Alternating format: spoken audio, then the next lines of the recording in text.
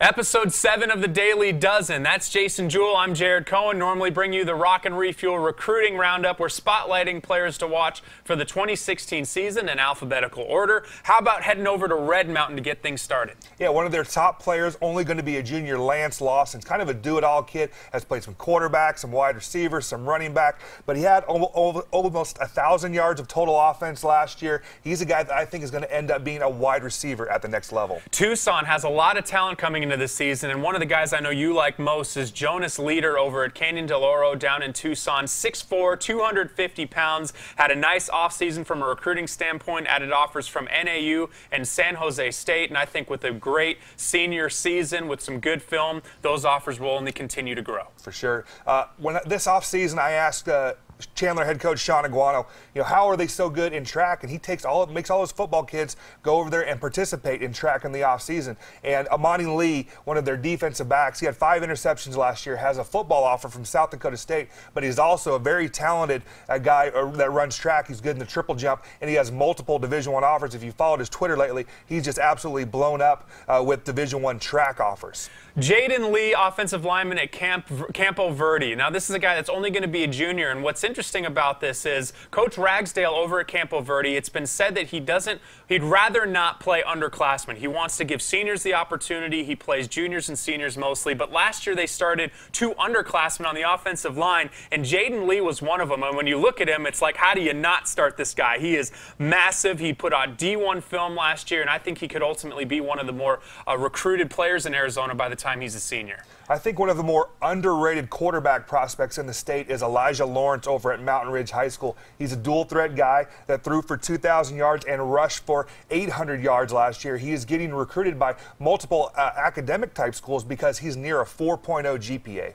Isaiah Lovett, wide receiver over at Marana Mountain View, and this guy, you watch his film and it's like, how did you not hear more about him? A year ago, had over 20 yards per catch a season ago, 11 touchdowns, and he's big. Very long, big, agile receiver, 6'4", 180 pounds. Again, I mentioned it with Jonas Leader. Tucson has a lot of talent for this 2017 class. Yeah, for sure. I'm going to go next with Alfredo Marquez, a kicker over at Coronado High School. Now, the kid has a bazooka foot. He has a big-time leg. He made from 53 yards last year. That was his long in his field goal.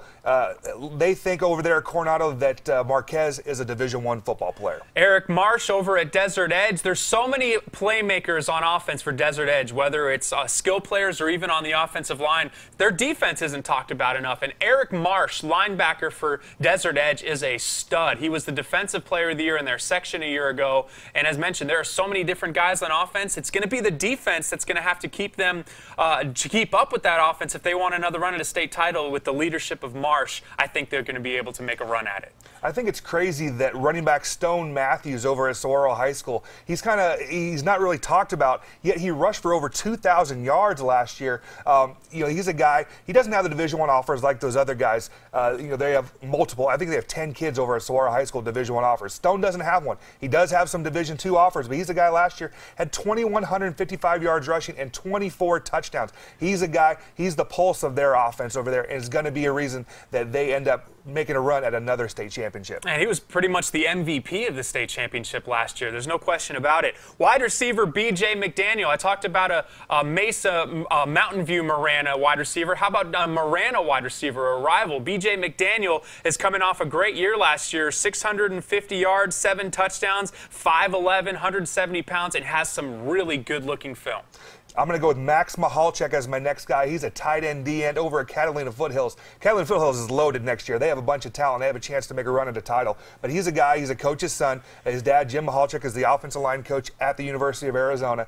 Plays with a very, very good motor, nonstop, and has an early offer from Northern Arizona. Alec Montague, offensive lineman out at Prescott. When I was in high school in Arizona, when we would go up to Prescott years ago, you'd face the Badgers. Whether or not they had the most talented team or not, they had the gritty, the tough guys that when you went up and played in the cold up in Prescott, it hurt. When my friends were playing against him, it hurt. Alec Montague is a prototypical Prescott Badger player. He is tough, he is gritty, and he's got some great size as well. 6'4", 265. He's big and physical, and I think could be a next-level talent. That's it for Episode 7 of the Daily Dozen.